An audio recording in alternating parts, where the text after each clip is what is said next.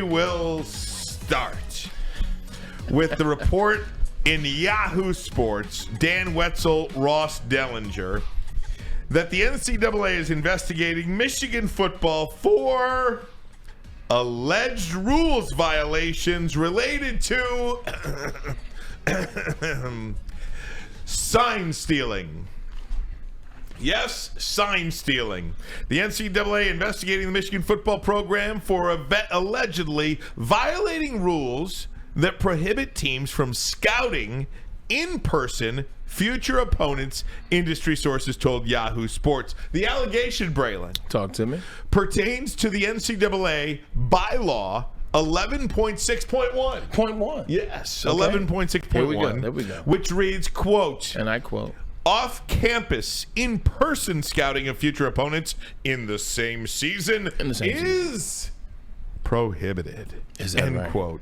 The Big Ten Conference received notification from the NCAA that the organization is conducting an investigation into the Wolverines. A league spokesperson says, I could barely get through this. The spokesperson declined comment is that right? on this. Teams are normally provided extensive video footage to scout opponents. At issue, though, according to sources, there's the sources. Yeah, is whether Michigan used unnamed individuals who have no name, to attend games of both scheduled opponents and possible college football playoff opponents in an effort to gather information on the signs they use to call both offensive and defensive plays. Potential. So, here you go. Ready? Sounds pretty smart. Oh, this is very serious. Very Bill this is very Belichick-ish. serious stuff, guys. Sign stealing is not technically prohibited, as it has a long and colorful history as part of the game. Technically. But scouting opponents in person has Oh. been prohibited since 1994. Is that right? Whether the NCAA believes State. Michigan was using staffers or others who may be loyal to the program is unknown. Technically not allowed.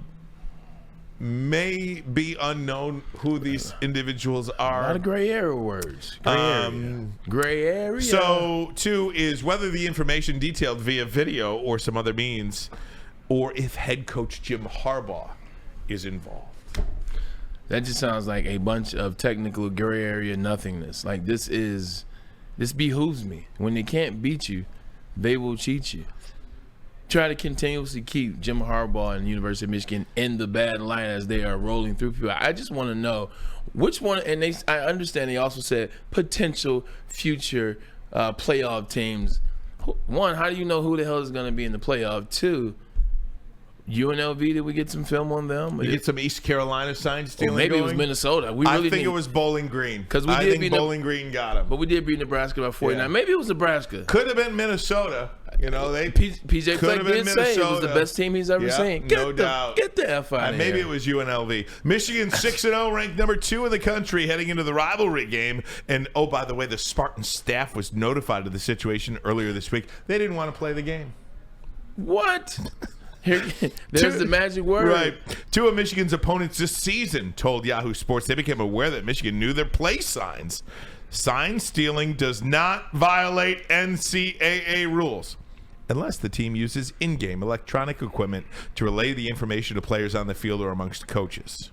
The 2023 football rulebook addresses sign stealing in a very general way under a section titled Prohibited Field Equipment. We call that PFE.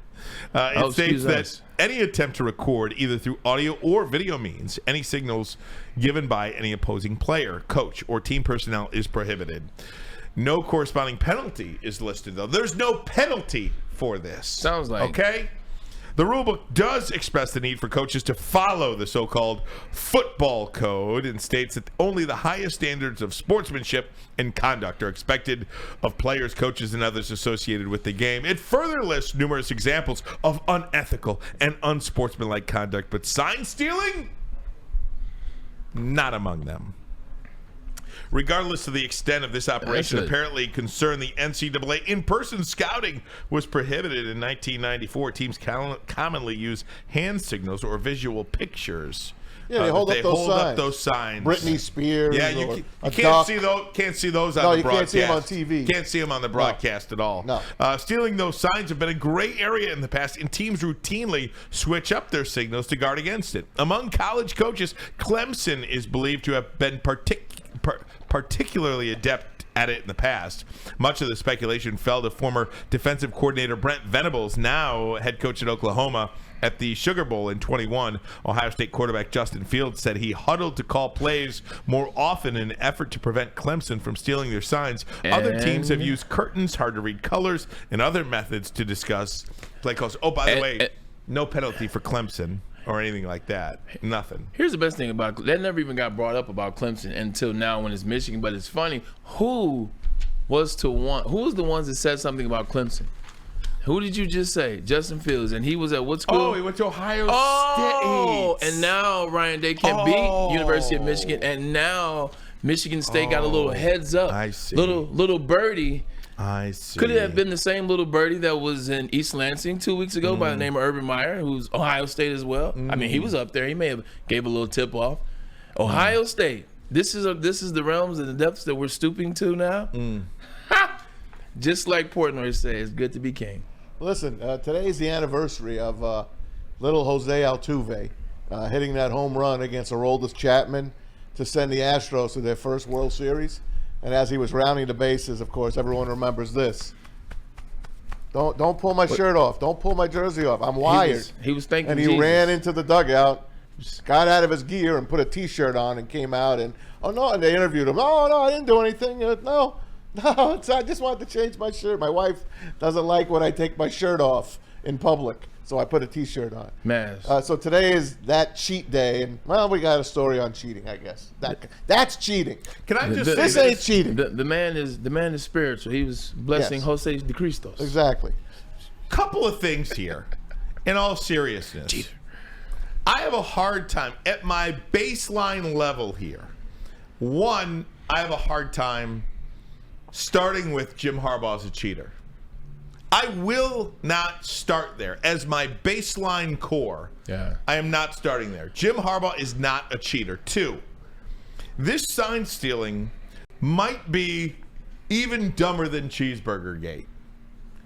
And we used to, Dan Griesbaum is the head baseball coach at Grosse Pointe South. Griesbaum. Okay? You know what we did every baseball game and every 3 innings? We changed our signs in high school. We changed our signs. Bunt, steal, take a pitch. If a college coach is dumb enough to have the same signs, same hand signals 1 week to the next, then I'm sorry. You deserve to be, that's part of the game, my man. I'm sorry for it. Yeah. I'm sorry for your luck. It's the dumbest thing I've ever heard. Yeah, it's definitely the dumbest thing ever. And in football, we did the same thing, Ryan. Like, look, we would come to the game 1 week, you put your belt buckle as a hitch route. Next week, that same play is a slant. Next week, that same play is a go route. Next week, it might be a hit. You flip around. You keep changing the signs because people, they pick up on it because it's not illegal in football. It's picking up on signs. Whether you see them on TV, whether you see them in the game, whether you pick up on them, you pick up on them. I'll go back to the first comment you made about Jim Harbaugh being an honest guy.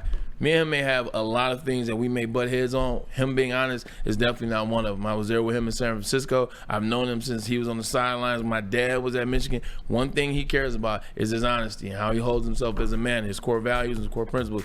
Being honest is by far one of them. I was in San Francisco. I could never imagine, like the things in which how we talked about honesty and being truth, your truthful form, being true to who you are, your character. These are conversations that he would have on a regular basis with grown-ass men. I can only imagine what he's instilling into his college kids. So him cheating, far-fetched.